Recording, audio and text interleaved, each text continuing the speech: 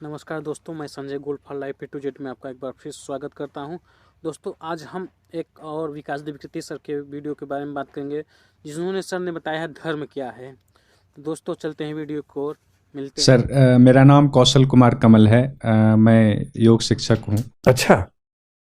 तो मेरा सवाल सर ये है, पूरा पढ़ने के बाद, आपको समझने के बाद ये लगता है कि इनके तर्क बहुत ठोस हैं। ये ढकोसला पे बहुत प्रहार कर रहे हैं। तो ऐसा भी तो हो सकता है जब इनके शास्त्र जला दिए गए हों, इनकी पॉजिटिविटी को जला दिया गया हो, हाँ, एकदम हो सकता और सारे निगेटिव चीज़ें अपनी तरफ से रख दिया गया हो, इसलिए क्योंकि उन पाखंडियों की दुकान बंद ना हो। हो सकता है। दरअसल जो 3 सोर्सेज मैंने आपको बताए इनके ना, उनमें सर्वदर्शन संग्रह जो है, जो डिटेल्ड सोर्स है, वो तो आलोचनाओं पे बेस ज्यादा है। लेकिन जो पहले 2 सोर्सेज हैं, वो सोर्सेज इनके बारे में पॉजिटिव हैं, हालांकि बहुत कम है। तो हम ये उम्मीद करते हैं कि अगर कुछ और बहुत महान विचार होता तो कम से कम वहां उसका जिक्र होता। तो वहां भी इसके बियॉन्ड कोई बहुत जिक्र मिले नहीं है। इसलिए हमें लगता है कि कुछ खास विचार शायद मिस हो गए हों, या इंटेंसिटी कम ज्यादा हो गई हो। जैसे होता है ना कि मान लीजिए आप किसी कंटेक्स्ट में कह रहे हैं कि भाई यही जीवन पर्याप्त है, इसके बियॉन्ड क्यों सोचते हो। कोई इसको बढ़ा चढ़ा के क्या बोल दे, अरे वो तो कहते हैं कि परलोक झूठ होता है। तीसरा व्यक्ति और मसाला लगाएगा। मसाला लगते लगते लगते लगते कई पीढ़ियों के बाद चीजें इतनी बदल जाती हैं। तो ऐसा हुआ होगा, मतलब संभव है। लेकिन ये भी मान के मत चलिए कि उनके पास सारे सही और अंतिम उत्तर होंगे ही। एक पर्सपेक्टिव रहा होगा, अच्छा पर्सपेक्टिव था, और हमें इस बात का गुमान क्यों नहीं होना चाहिए। पश्चिम में जब दर्शन शुरू हुआ, पहला दार्शनिक थालेस है, भौतिकवादी है, वो कहता है जल से दुनिया बनी है। दूसरा एनेक्सिमेनीज है, वो कहता है कि वायु से दुनिया बनी है। तीसरा पार्मेनाइडीज है, वो कहता है कि अंतिम सत्ता शाश्वत है। पाइथागोरस बोल रहे संख्याओं से दुनिया बनी है। हेराक्लाइटस बोल रहे अग्नि से दुनिया बनी है, और सारी भौतिक बात कर रहे हैं। डेमोक्रिटस उसके बाद आया, कह रहे कि परमाणुओं से दुनिया बनी है, सारे परमाणु भौतिक होते हैं। उनके पास इतने भौतिकवादी, हमारे पास एक तो है कम से कम। तो कम से कम इस बात का सुकून हमें रखना चाहिए कि हमारी परंपरा में एक भौतिकवादी दार्शनिक वो सारी बातें रखता है जो बातें पश्चिम में कई लोगों ने रखी। भौतिकवाद में हमारे पास वैरायटी कम है, पर कम से कम एक है। स्पिरिचुअलिज्म में हमारे पास वैरायटी उनसे बहुत ज्यादा है, जो हम समय के साथ आगे पढ़ेंगे। ठीक है जी। गुड आफ्टरनून सर, मेरा नाम अनुज है। मेरा क्वेश्चन है कि हम सब एक मीनिंग ऑफ लाइफ बनाते हैं, और ज़्यादातर वो हमारा सोशलाइजेशन या सोसाइटी में जो चल रहा होता है उसके हिसाब से होता है। बट अगर हम फिलोसफिकली, जैसे जैसे हमने चारवाक पढ़ा, उसके जो मीनिंग से अपनी ज़िंदगी का मीनिंग ऑफ लाइफ बनाए, या ग्रीक फिलोसफी से जो वर्च्यूज़ पे ज़्यादा ध्यान है, या अद्वैत फिलोसफी पे, तो will it be a recipe of a great life? और सर, मेरा सेकंड क्वेश्चन है कि अगर किसी को इंटेलेक्चुअल लाइफ जीना है, तो आपको क्या लगता है कि फिलॉसफी, जो मतलब रिलीजन में आज के हम पढ़े तो ज़्यादा फिलोसफिकल डिपार्टमेंट्स में ही होता है, या सोशियोलॉजी ऑफ रिलीजन, इनमें से कौन सा ज़्यादा एक बेटर तरीका है, मतलब एक इंटेलेक्चुअल लाइफ जीने का? इसमें आपके सर क्या विचार है? देखिए, पहला सवाल आपका ये है कि जब सारे दर्शनों को पढ़ेंगे, will it give us A recipe of a better life, है ना। बेटर लाइफ की परिभाषा क्या, उससे तय होता है। अगर आपके लिए गुड लाइफ का मतलब शाम को पार्टी करना है, एंजॉय करना है, तो दर्शन मत पढ़िए भाई, अभी सही समय नहीं है। अगर गुड लाइफ का मतलब एक समझदारी भरा जीवन जीना है, किसी भी चीज पर सही राय रखना है, किसी भी प्रश्न पर एक गहराई के साथ बात करने की योग्यता हासिल करना है, तो Darshan definitely offers a good recipe for better life. दूसरी बात, हम फिलोसफी पढ़ें या सोशियोलॉजी ऑफ रिलीजन पढ़ें, दोनों का पर्सपेक्टिव अलग अलग है। सोशियोलॉजी ऑफ रिलीजन बेसिकली आपको धर्म का सामाजिक पक्ष समझाता है। जैसे उसमें दुर्खीम को पढ़ना सबसे महत्वपूर्ण है, जो कि बहुत जरूरी है। आप मुझसे पूछेंगे धर्म अच्छा या बुरा, देखिए जो भौतिकवादी हैं, मार्क्सवादी हैं, वो बोलते हैं धर्म बुरी चीज है। अध्यात्मवादी जनरली बोलते हैं धर्म अच्छी चीज है। मुझसे पूछेंगे तो मैं कहूंगा कि धर्म की सामाजिक उपयोगिता बहुत शानदार है। कुछ मामलों में लोग समझ नहीं पाते कि उसकी उपयोगिता आध्यात्मिक से ज्यादा सामाजिक है। एक एग्जांपल लेके देखिए, कल महाशिवरात्रि थी।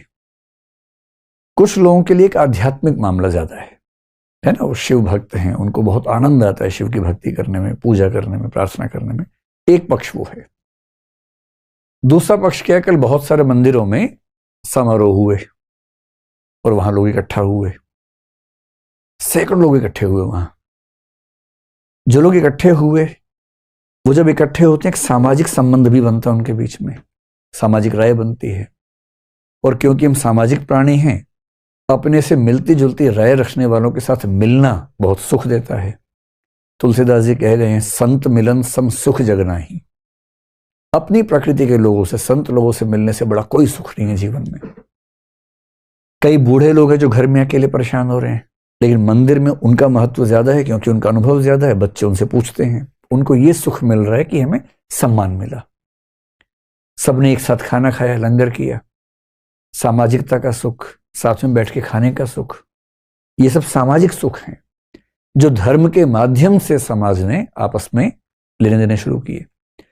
इसलिए धर्म की एक बड़ी भूमिका सामाजिक है, जो कभी कभी नेगेटिव भी होती है, जब दंगे के रूप में सामने आती है, जब विद्वेष के रूप में सामने आती है, बुरी भी हो जाती है। लेकिन उस पक्ष को हटा के देखें तो विशेष रूप से वृद्ध लोगों के, विशेष रूप से घर में रहने वाली महिलाएं जो बाहर नहीं निकल पाती हैं, रोज रोज काम नहीं करती हैं बाहर का, घर में पर्याप्त काम करती हैं, उनको हम जो मान लेते हैं काम नहीं करती हैं, बहुत बड़ी गलतफहमी हम लोगों को है। वो बाहर जाने वाले व्यक्तियों से ज्यादा काम करती हैं घर के अंदर, पर उनके पास एक्सपोजर नहीं है, वो घर के अंदर लगातार बोरियत वाला जीवन हो जाता है। उनके लिए मंदिर जाना, आप देखेंगे महिलाओं, बहुत सारी महिलाओं में शॉपिंग को लेकर खास क्रेज मिलता है। वो क्रेज सामान खरीदने का बहुत कम है, ज्यादा बाहर निकलने का है, एक ऐसी जगह जाने का है जहां बहुत लोग दिखेंगे, बहुत तरह के उत्सव होंगे, कुछ खाने को मिलेगा, पीने को मिलेगा, दोस्त मिलेंगे, परिचित मिलेंगे। उस सामाजिकता की भूख ज्यादा है जो बाजार के नाम पे संतुष्ट होती है। धर्म और मंदिर और मस्जिद भी उस सामाजिकता की भूख को संतुष्ट करने वाले उपक्रम हैं। इसे धर्म का समाजशास्त्र बहुत जरूरी है समझना, लेकिन उससे आपकी इंटेलेक्चुअल जिज्ञासाएं शांत नहीं होंगी। अगर आपकी रुचि सामाजिकता को समझने में है तो धर्म का समाजशास्त्र पढ़िए, मर्टन को पढ़िए, दुर्खीम को पढ़िए। नेगेटिव साइड पढ़नी है तो मार्क्स को पढ़िए, है ना, या फायरबाग को पढ़िए। लेकिन यदि आपकी रुचि इंटेलेक्चुअल प्रश्नों को सॉल्व करने में है तो धर्म का दार्शनिक पक्ष या दर्शन, प्योर दर्शन, जैसे बुद्धिज्म, जैनिज्म धर्म भी है, दर्शन भी है, पर चारवाक धर्म तो नहीं है, केवल दर्शन है ना। सांख्य धर्म नहीं है, केवल दर्शन है। ऐसे बहुत सारे दर्शन हैं जो केवल दर्शन है, धर्म नहीं है। उनको पढ़ के कुछ नया हासिल होता है, सीखने को मिलता है, उसकी अपनी वैल्यू है। मेरा नाम अभिषेक है सर, और मैं आपसे प्रश्न पूछना चाहता हूँ। जैसे दर्शन में ज्ञान मीमांसा है, तत्व मीमांसा है और आचार मीमांसा है जी। तो सारे आचार मीमांसा मतलब नीति मीमांसा, उसी को आचार मीमांसा भी कहते हैं। तो सारे लोग तत्वों को जानते हैं, ज्ञान को भी जानते हैं, लेकिन वो आचरण में दिखती नहीं है, समाज में भी नहीं दिखती। बहुत सारे जो बड़े बड़े लोग हैं उनमें नहीं दिखती जिनको जानते हैं। तो ऐसा क्यों होता है कि वो जानते तो हैं लेकिन वो उनके व्यवहार में नहीं आ पाती और फिर वो समाज में बहुत सारी समस्याएं पैदा करती है? कई वजह हैं इसके पीछे, और वो हर व्यक्ति पर थोड़ी बहुत मात्रा में लागू होती हैं, चाहे आप हो चाहे मैं हूं। तो मैं जो सोचता हूं कि ऐसा करना चाहिए और मैं जो करता हूं उसके बीच का गैप क्यों दिखता है, सवाल ये है ना बेसिकली।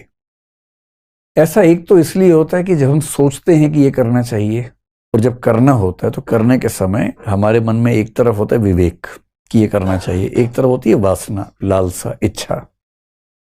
इनके बीच में हमेशा झगड़ा चलता रहता है, और उस झगड़े में कई बार हमारी इच्छाएं या वासनाएं हमारे विवेक पर हावी हो जाती हैं। और इसलिए जब जब आपकी इच्छाएं हावी हो जाएंगी तब आपका विवेक थोड़ा सा पीछे रहेगा। दोस्तों वीडियो आपको कैसा लगा? अगर अच्छा लगा तो लाइक करिएगा, शेयर करिएगा, कमेंट करिएगा। अगर इसमें से आप क्या सीखे हैं जरूर कमेंट करके बताइएगा। मिलते हैं अगले वीडियो में, तब तक के लिए नमस्कार, बाय, जय हिंद।